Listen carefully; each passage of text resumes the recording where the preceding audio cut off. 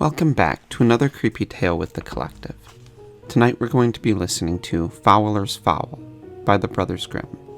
But first, subscribe to this channel if you have not done so yet. Like this video and turn on your notifications so you don't miss anything that we release. In olden times there was a sorcerer who dressed himself as a pauper and went begging from house to house and stole away pretty girls.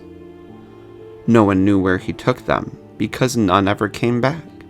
One day the sorcerer knocked on the door of a man who had 3 beautiful daughters. He feigned weakness and carried an old battered basket on his back to hold any gifts he might be offered. He asked for a bite of food, and the eldest girl came out to give him a piece of bread. At the sorcerer's touch, she came under his spell and could not help herself from jumping into his basket. At that, he hurried off with a powerful stride and carried her to his house in the middle of a dark forest. Everything in the house was magnificent, and the sorcerer gave the girl whatever she could wish, saying to her, "My darling, you will be happy here with me. You have everything your heart desires." It went this way for a couple of days, and then the sorcerer said, "I must go away on a journey and leave you alone for a while. Here are the keys of the house. You may go anywhere and look at everything.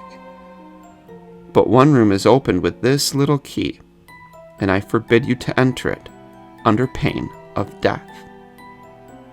He also gave her an egg and said, "Look after this egg very carefully and carry it wherever you go, because something terrible will happen if it gets lost." She took the keys and the egg and promised to take good care of everything. When he had gone, the girl went through the house from top to bottom and looked at everything. The rooms glittered with silver and gold, and it seemed to her that she had never seen such great splendor. Finally, she came to the forbidden door. She meant to walk past, but curiosity nagged at her. She looked at the key. It looked like an ordinary key. She put it in the keyhole and turned it just a little bit, but the door sprang open. And what did she see? A great bloody basin stood in the middle of the room. It was filled with the parts of dead bodies that had been hacked to pieces. Beside it stood a butcher's block with a gleaming axe on top. The girl was so horrified that she dropped the egg which she had held in her hand, and it fell into the basin. She quickly picked it out and wiped off the blood, but her efforts were in vain because the blood reappeared in a moment. She washed and scrubbed, but it would not come clean.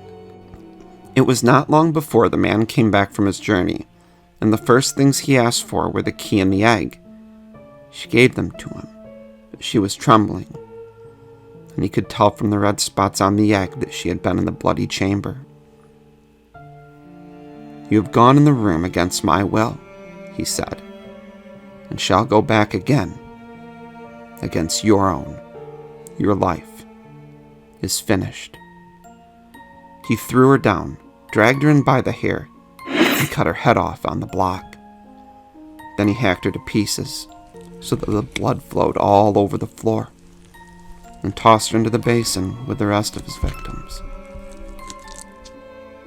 "Now I'll go and get the second one," said the sorcerer. And again he went back to the house disguised as a poor man begging for food. The second daughter brought him a piece of bread, and he caught her as he had the first by just touching her, and then carried her away. She fared no better than her sister, for her curiosity led her astray. She opened the door to the bloody chamber, looked inside, and paid with her life.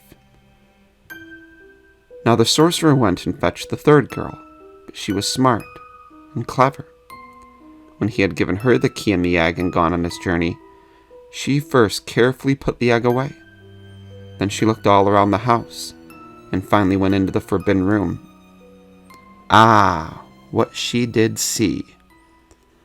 There in the basin lay her 2 dear sisters, miserably murdered and hacked into pieces. But she got her wits about her, and set to work and gathered all the parts, and laid them in the right order, head body, arms, and legs. And then nothing was missing. And when nothing was missing, the limbs began to move and join together, and the two girls opened their eyes and were alive again. They were happy and kissed and hugged one another.